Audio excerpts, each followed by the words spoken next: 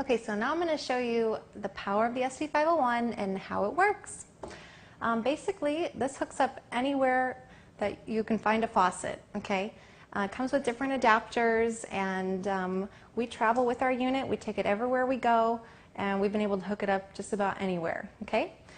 So after you hook it up, there's a diverter on it, so you can continue making tap water in two different forms.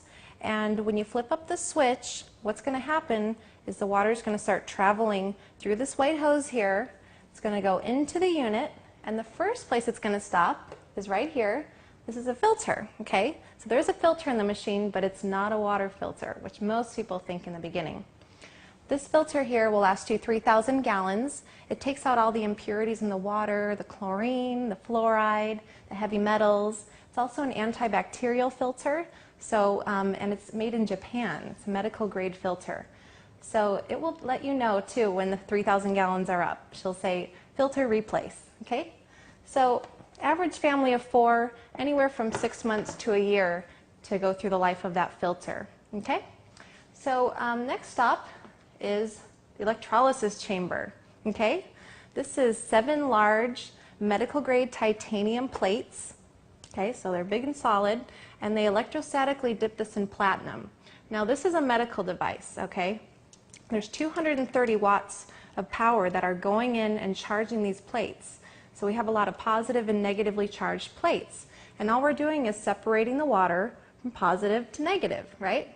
So the positive water comes out one end, and it's going to drain down the sink. Because positive water, remember the positive ORP, those were all bad. Those are oxidants. They're also acidic. Anything with a negative is going to be alkaline, which is what we want to drink.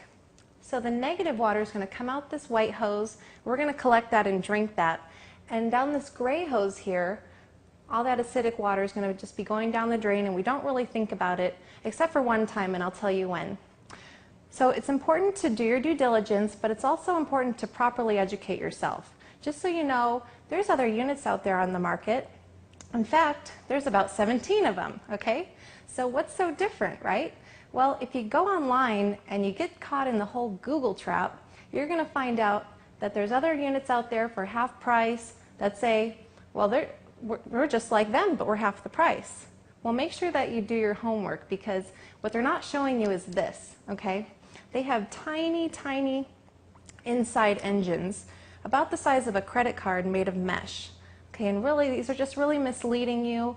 They're not going to produce medical grade water to give you any results. So we want you to do your due diligence, but make sure that you work with the person who introduced this to you so you can properly get educated. Okay? Next, I'm going to show you how to make the water. All you have to do is press these buttons here. When you press the purple buttons, you're going to be making the drinking water. Okay, and I can make about 2 gallons a minute. So I just turn on the faucet here, and it goes through the filter, through the electrolysis plates, and out the white hose. So you can make anywhere from 8.5 pH to 9.5 pH drinking water. Now the company recommends you start off at 8.5 pH. As you know, like I said, most people are acidic. So we want to make that journey into becoming alkaline as comfortable as possible, because sometimes the detox process is a little too much for people.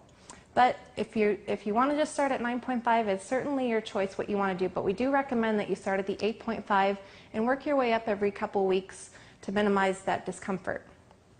Now we have the clean water. The clean water is used a couple things. First of all, if you're taking a medication which is time released or baby formula, you want to make it with the clean water. And why I say that is, well, first of all, you saw what happened with the tea bag, okay? It releases everything at once. So if you're taking a time release medication, take it with the clean water or some juice if you don't have the clean water available, and then 30 minutes later you can go back to drinking the alkaline Kangen water. Okay, also babies, like I said, we're born alkaline, right? We're born slightly alkaline, so babies don't really need alkaline water until year 2 of life. Next water, we have beauty water. Now this is 5.5 pH. It's for the skin. Your skin is a 5.5 pH.